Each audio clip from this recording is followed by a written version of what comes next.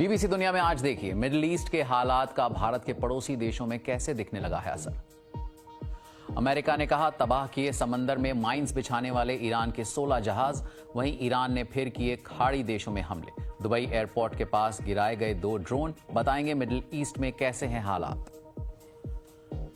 जंग के बीच बरकरार है ऑयल और गैस का संकट। पाकिस्तान और बांग्लादेश के पेट्रोल पंप्स के बाहर लगी लंबी कतारें। तेल के बढ़ते दामों के बीच वहां कैसे हैं हालात, दिखाएंगे प्रोग्राम में। और कैसे ईरान जंग की वजह से ब्रिटेन की सिक्योरिटी रडार पर आ गया एक छोटा सा आइलैंड, दिखाएंगे रिपोर्ट।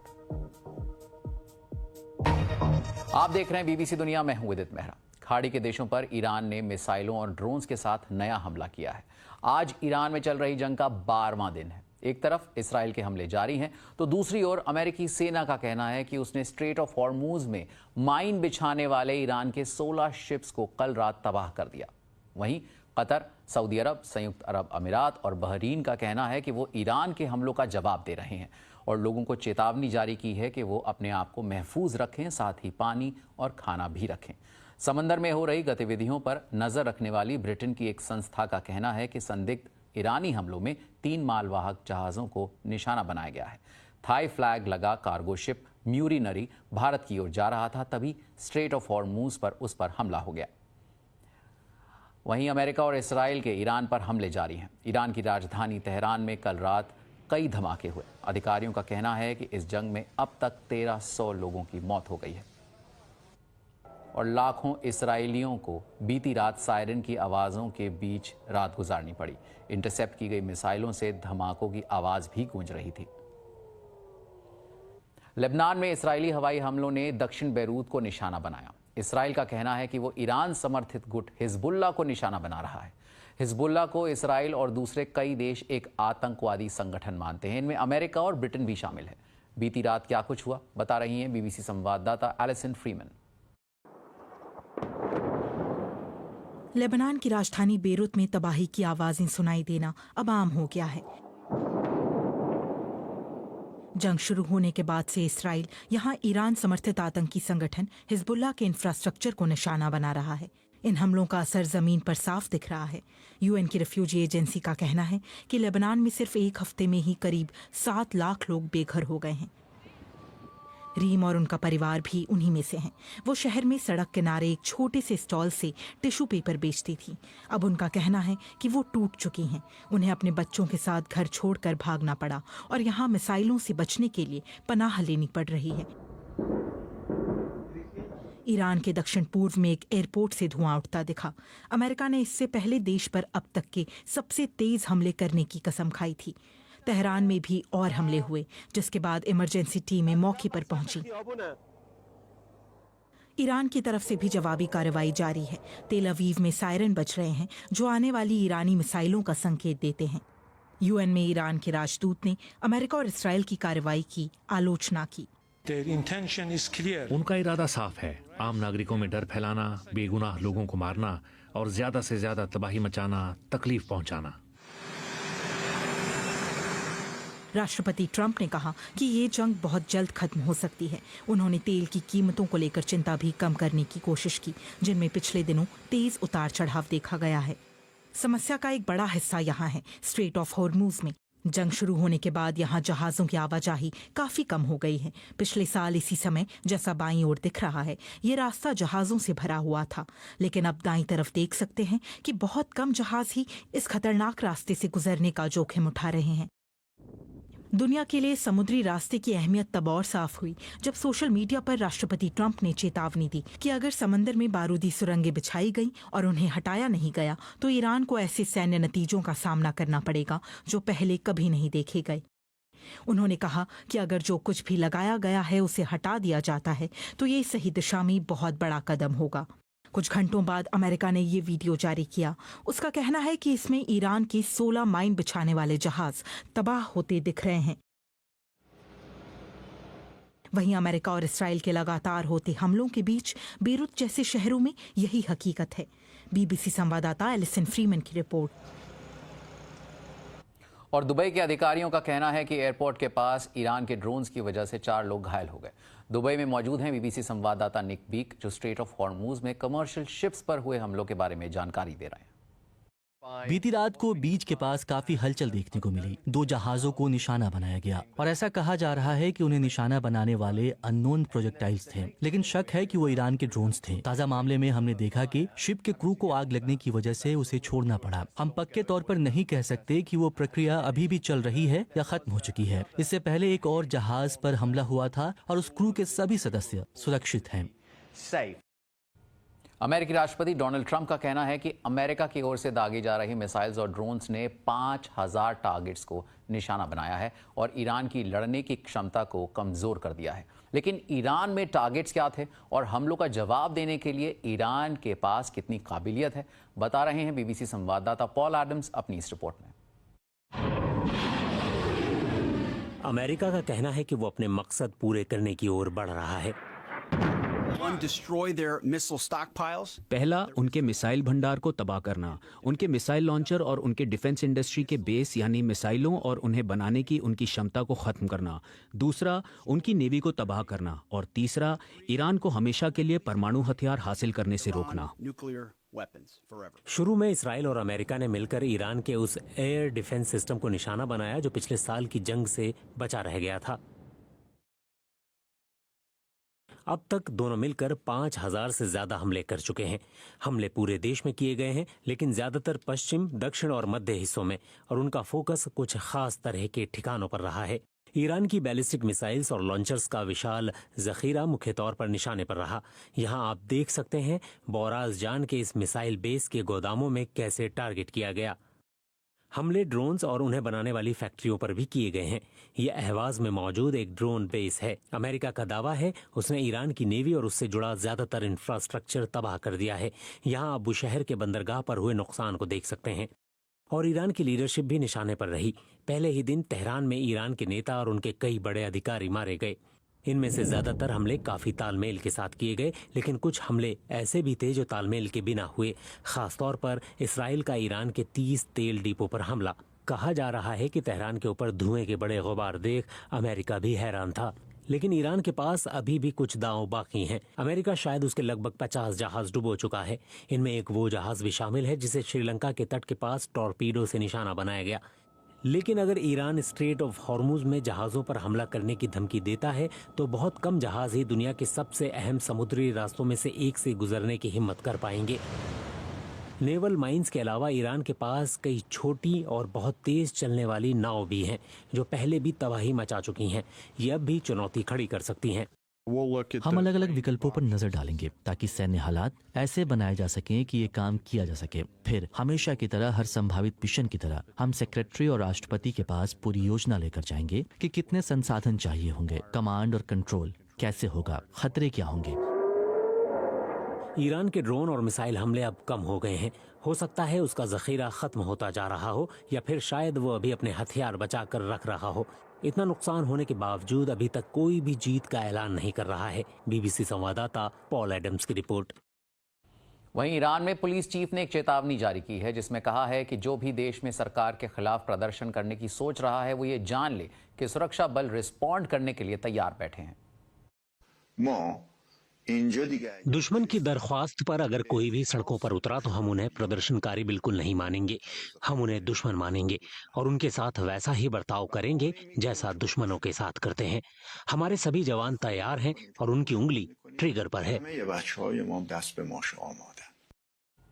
ये बयान उन रिपोर्ट्स के बीच आया है जिनमें ईरान की सड़कों पर भारी सुरक्षा बलों की तैनाती की बात कही जा रही है। कुछ सोशल मीडिया यूजर्स ने कहा है कि बसीज मिलिशिया के सदस्य और सादे कपड़ों में सुरक्षा बल तेहरान के कई चेक पॉइंट्स पर मौजूद हैं जो इन यूजर्स के मुताबिक डर का माहौल पैदा कर रहे हैं। इस बीच अभी भी ईरान के नए सुप्रीम लीडर मुज्तबा खामेनेई आम जनता के सामने नहीं आए हैं। उनका चयन 2 दिन पहले हुआ था, लेकिन अभी तक उन्होंने कोई बयान जारी नहीं किया। उनके घायल होने की रिपोर्ट्स के बीच ईरान के राष्ट्रपति के बेटे ने टेलीग्राम पर कहा कि वो सुरक्षित हैं। इधर संयुक्त राष्ट्र सुरक्षा परिषद में आज वोटिंग होगी। ये वोटिंग ईरान में चल रही जंग से जुड़े प्रस्तावों पर होगी। पहला कदम जो कि खाड़ी के देशों की तरफ से आया है वो होगा उन पर और जॉर्डन पर ईरान के हमलों की निंदा करना। इसकी संयुक्त राष्ट्र में मौजूद ईरान के राजदूत ने आलोचना की है। रूस ने इसके जवाब में एक मसौदा पेश किया है जिसमें इस जंग में शामिल सभी पक्षों से फौरन सैन्य कार्रवाई रोकने की बात शामिल है। मार्केट्स की बात करें तो तेल की कीमतें फिर बढ़ रही हैं क्योंकि एनर्जी इंफ्रास्ट्रक्चर एक बार फिर हमलों की चपेट में आया है। G7 देशों ने कहा है कि वो अपने तेल भंडारों से एक साथ तेल देने का समर्थन करते हैं ताकि इस जंग से तेल की कीमतों में जो उछाल आया है उस पर काबू पाया जा सके।